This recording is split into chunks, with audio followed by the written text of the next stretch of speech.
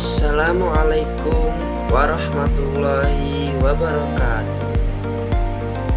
Salam sejahtera untuk kita semua. Yang saya hormati Ibu Nina Ayu Puspita sebagai dosen pengampu ilmu pendidikan Islam. Sebelumnya izinkan saya untuk memperkenalkan diri. Nama saya Zaki Arif Abdurrahman dengan NPM 25110104447. Tujuan saya untuk membuat video ini adalah memenuhi tugas ujian akhir semester saya, mata kuliah ilmu pendidikan Islam, dengan tema peran guru dalam pendidikan Islam. Selamat mendengarkan. Oke teman-teman, sebelum kita membahas tentang peran guru dalam pendidikan Islam, kita cari tahu dulu nih pengertian pendidikan Islam, tujuan pendidikan Islam, pembentukan karakter dalam Islam, tantangan serta solusinya. Apa sih pendidikan Islam itu? Pendidikan Islam adalah proses pembinaan dan pengembangan potensi manusia secara menyeluruh, dan itu mencakup jasmani, rohani, akal, dan itu semua harus berdasarkan nilai-nilai Islam. Kemudian yang kedua ada tujuan pendidikan Islam. Menurut Abdurrahman An-Nahlawi, tujuan pendidikan Islam adalah membantu manusia mengembangkan daya pikir dan perilakunya agar sesuai dengan ajaran Islam untuk meningkatkan ketaatan kepada Allah Subhanahu wa Ta'ala. Oke teman-teman, selanjutnya itu pembentukan karakter dalam Islam. Dalam Islam, karakter itu dibentuk supaya manusia memiliki akhlak yang baik dan hidup sesuai ajaran Allah Subhanahu wa Ta'ala. Prosesnya memang tidak instan, tapi lewat kebiasaan baik yang dilakukan secara terus-menerus. Caranya yang pertama, jaga hati dulu. Kalau hati kita sudah baik, maka baik juga seluruh tubuh kita. Tapi kalau hati kita buruk, maka buruk juga seluruh tubuh kita. Yang kedua yaitu biasai diri ibadah. Contohnya seperti kita membiasakan diri untuk sholat 5 waktu. Jika dilakukan secara terus-menerus, itu akan menjadi sebuah kebiasaan. Kemudian yang ketiga yaitu tiru akhlak Nabi. Nabi itu diutus untuk menyempurnakan akhlak. Nama bu'istu liutammima makarimal akhlak. Jadi kita wajib untuk menjadikan Nabi itu adalah sesuatu yang hasanah. Yang keempat yaitu pilih lingkungan yang baik. Kalau kita dapat lingkungan yang baik, maka kita akan mudah terbiasa untuk melakukan hal yang ma'ruf atau hal-hal kebaikan, dan kita juga terjauh dari maksiat. Kemudian yang kelima yaitu biasakan diri dengan hal-hal kecil yang baik. Contohnya, jika kita bertemu dengan orang, kita mengucapkan salam, tersenyum, dan melakukan hal-hal positif lainnya. Kemudian yang keenam yaitu kontrol diri. Kontrol diri di sini maksudnya kita dapat menahan emosi kita. Karena kalau kita dapat menahan emosi kita, maka kita akan mendapatkan surganya Allah Subhanahu wa Ta'ala. La takhluq falakal jannah. Kemudian yang ketujuh yaitu perbaiki diri secara pelan-pelan. Memang tidak harus langsung sempurna, tapi dengan dilakukan secara konsisten, maka kita akan menjadi pribadi yang lebih baik. Oke teman-teman, kemudian ada juga beberapa tantangan pendidikan Islam di era modern.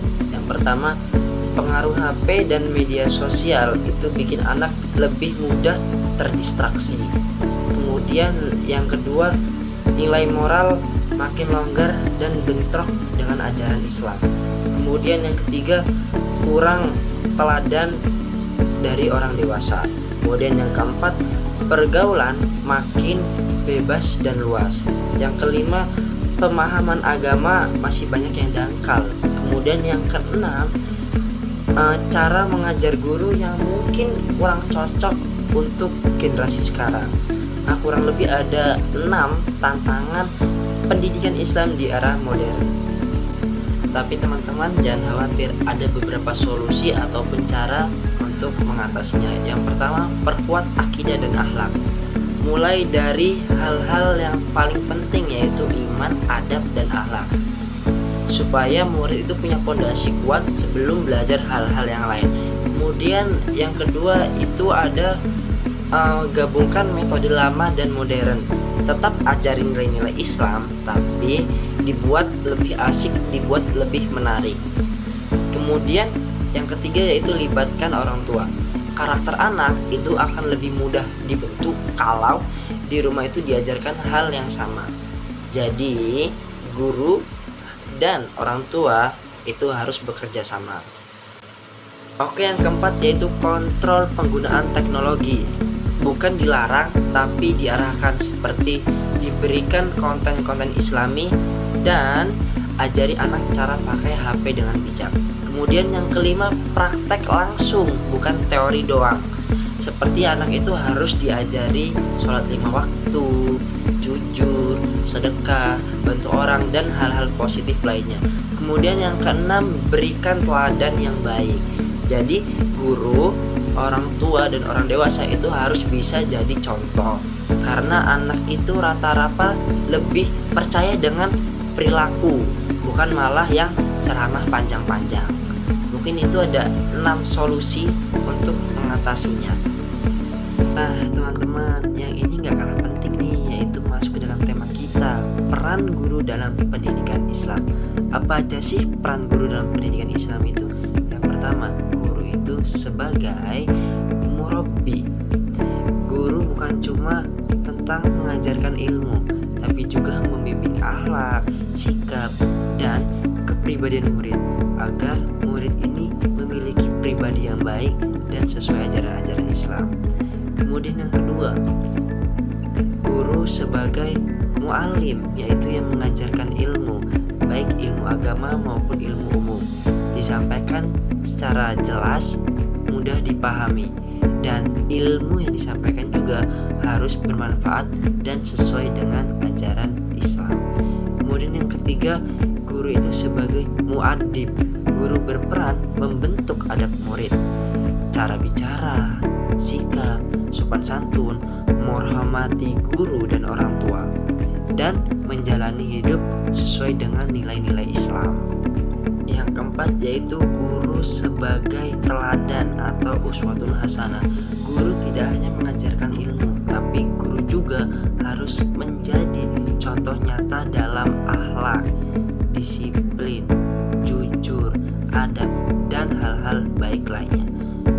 Murid itu belajar bukan hanya dari kata-kata, tapi juga dari sikap gurunya. Yang kelima, guru menjadi motivator. Guru harus memotivasi murid agar murid itu semangat belajar, tidak gampang menyerah, dan percaya dengan kemampuan mereka masing-masing. Yang keenam, guru sebagai pembangun suasana belajar. Guru harus menciptakan lingkungan kelas yang nyaman, kondusif, dan berlandaskan adab. Misalnya, menghargai teman, tidak merendahkan, dan saling membantu. Oke teman-teman, tadi ada 6 peran guru dalam pendidikan Islam. Dari berbagai peran tersebut, peran guru dalam pendidikan Islam bukan hanya sebagai penyampai ilmu, tetapi juga sebagai pembimbing, teladan, dan pembentuk akhlak serta adab. Dengan menjalankan peran-peran ini, guru menjadi kunci terciptanya generasi yang berilmu, berakhlak, dan beradab sesuai dengan nilai-nilai Islam. Baik teman-teman semua, mungkin hanya ini yang bisa saya sampaikan. Idza wajadtum minni al-akhta wal khalata arju minkum al-afwa ila liqa'i massalama ila liqa' fil jannah. Wassalamualaikum warahmatullahi wabarakatuh.